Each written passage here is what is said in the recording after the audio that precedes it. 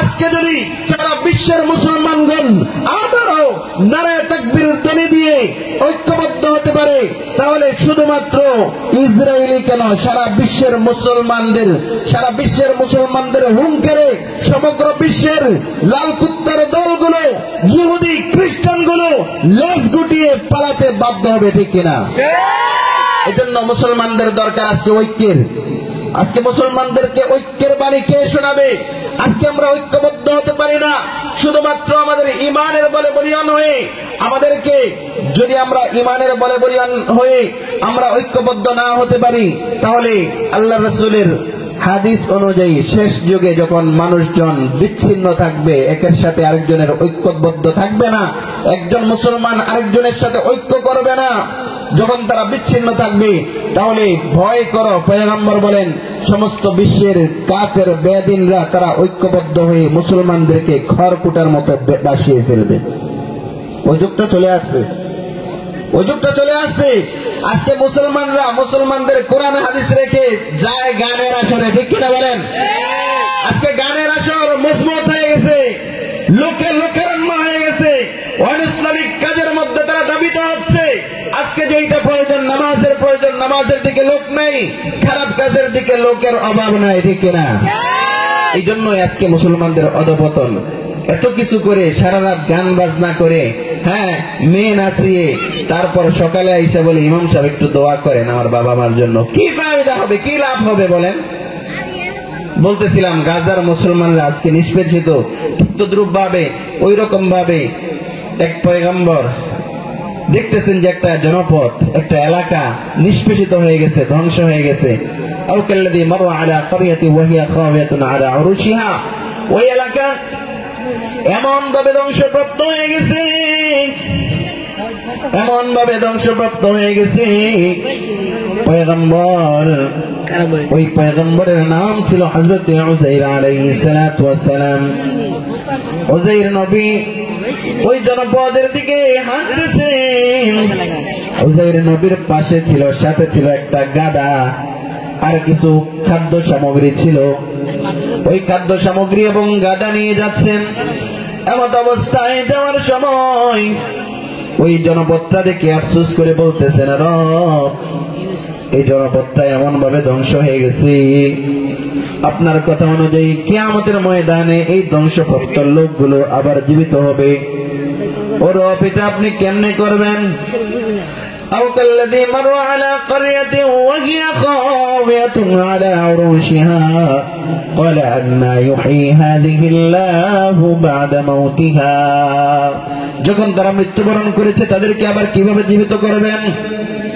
قال أنى يحيي هذه الله بعد موتها فأماته الله 100 عام ثم بعثه. এই কথা বলার পর আল্লাহ পাক রব্বুল আলামিন হযরত উযাইর আলাইহিস সালাতু ওয়াস সালামের গায়ের মধ্যে একটু ক্লান্তি দিয়ে দিলেন। হযরত উযাইর আলাইহিস সালাতু ওয়াস সালাম পাশে গিয়ে একটা গাছের নিচে বসে, ওই গাছের নিচে বসে একটু তন্দ্রাচ্ছন্ন হলেন, ঘুমিয়ে গেলেন, হালকা হেলান দিয়ে ঘুমিয়ে গেলেন। ঘুমিয়ে যাওয়ার পর হঠাৎ করে কিছুক্ষণ পর হযরত উযাইর আলাইহিস সালাতু ওয়াস সালামের ঘুম ভেঙে গেল। আল্লাহ তাআলা ডাক দিয়ে বলেন, ক্বালা কাম লাবিস, ও পয়গম্বর উযাইর, কতক্ষণ আপনি ঘুমাইলেন একটু বলে দেন। ক্বালা কাম লাবিস, হযরত উযাইর বলেন, ক্বালা লাবিসতু ইয়াওমান আও বা'দা ইয়াওম, আমি তো সকালবেলা ঘুমাইছি, এখন সন্ধ্যাবেলা, বিকালবেলা, হয়তো দিনের একটা অংশ ঘুমিয়েছি, অথবা বেশি থেকে বেশি একদিন ঘুমাইছি। আল্লাহ তাআলা বলেন, না না, ফামাতাহুল্লাহু 100 আমিন সুম্মা বা'আথা। আল্লাহু আকবার বলেন।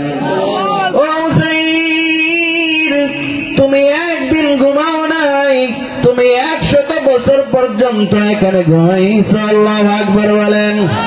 একদিন ঘুমাও নাই, 100 আম, 100 বছর পর্যন্ত তুমি এখানে ঘুমাইছো।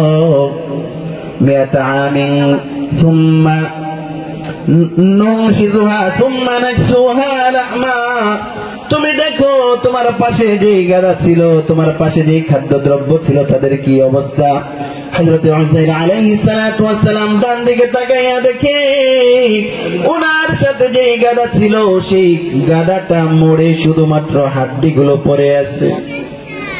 আর বাম পাশে যে খাবারগুলো ছিল সেই খাবারগুলো এখনো তরুতাজা আছে। সুবহানাল্লাহ বলেন, এখনো তরুতাজা আছে, অথচ খাবারগুলো খুব দ্রুত নষ্ট হয়ে যায়, ঠিক কিনা?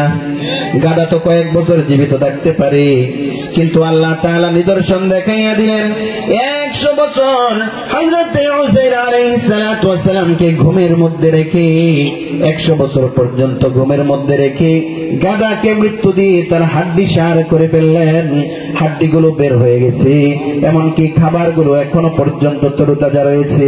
আল্লাহ পাক রব্বুল আলামিন ডাক দিয়ে বললেন, ও পয়গম্বর উযাইর, আপনি চেয়ে দেখেন, আপনার গাদাটা জীবিত থাকতে পারত, রব ইচ্ছা করলে রাখতে পারত, কিন্তু তার শুধুমাত্র হাড্ডি আছে।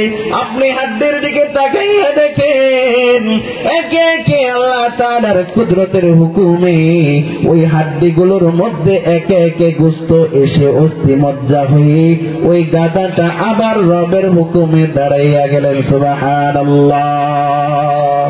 এজন্য হযরত উযাইর আলাইহিস সালাতু ওয়াস সালামকে ইহুদিরা বলতো আল্লাহর পুত্র বলতো। কি বলতো? আল্লাহর পুত্র বলতো। কুরআনে হাকিমে আল্লাহ তাআলা বলেন, ওয়াকালাতিল ইয়াহুদু উযাইরুন ইবনুল্লাহি ওয়াকালাতিন নাসারাল মাসীহ ইবনুল্লাহ। হযরত উযাইর আলাইহিস সালাতু ওয়াস সালামকে ইহুদিরা আল্লাহর পুত্র বলে শিরকের মধ্যে লিপ্ত হয়েছে।